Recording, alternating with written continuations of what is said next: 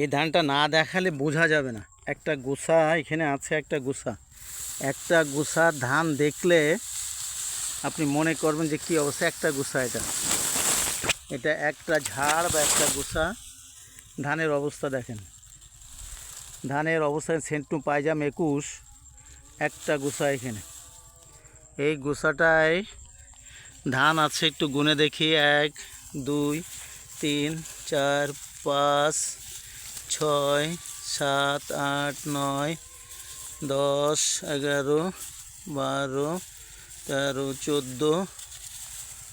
14 15 16 17 18 19 20 21 22 23 24 25 26 27 28 29 30 31 32 33 34 35 36 37 38 39 40 41 42 43 44 44টা ধান একটা ঝাড়ে।